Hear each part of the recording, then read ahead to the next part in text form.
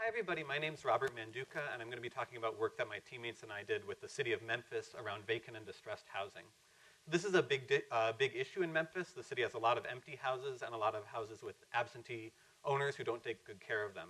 But it's also an issue that's received a lot of attention from the city, and there's currently a task force around distressed housing that meets every month with about 15 representatives from various city departments as well as local nonprofit organizations.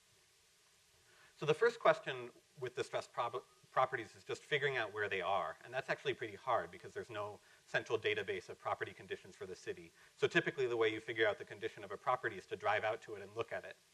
The city actually did that for every single property in the entire city in 2008, but it took more than a year and it cost a lot of money, so they're not going to do it again going forward. What our team did was to try to replicate the results of that 2008 survey using administrative data sets that are updated frequently. So this is data from the tax assessor, from local utility companies, et cetera. And we trained a classifier on the 2008 data from those companies and then applied it to current data to figure out the likelihood of properties being distressed right now. So that's what you can see in this map. The green areas, or the dark areas, I guess, are places that have a low risk of being distressed, and these conform quite well to the affluent parts of the city, according to our partners.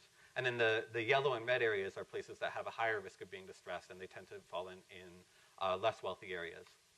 What's interesting is that what's useful for our partners, I should say, is that while the green areas are pretty solid, you can see there's a lot of variation in the less wealthy parts of the city. And that's, so in a given block, the average might be quite distressed, but there are properties that are perfectly fine and have very low risk. And they can use that information to better target their investment strategies.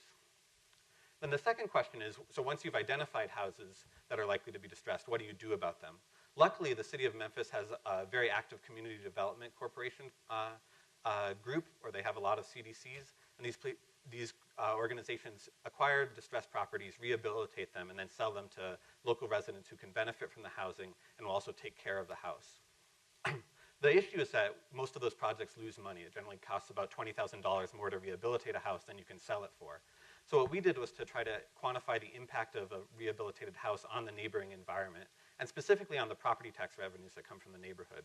So the idea is that the CDC can go to the city and say, if you give us $20,000 now, your tax revenues are going to go up by several thousand dollars over the coming years.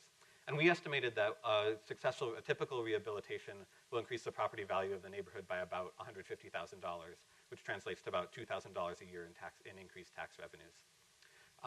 Our partners were excited to hear that. And in addition to evaluating several of the efforts that they have done, we also created this app where they can look at hypothetical projects and try to estimate what the impact on property tax revenues will be from doing a given project. So they're very excited to play with this app, and you can play with it too at our table after the talks. So thank you so much.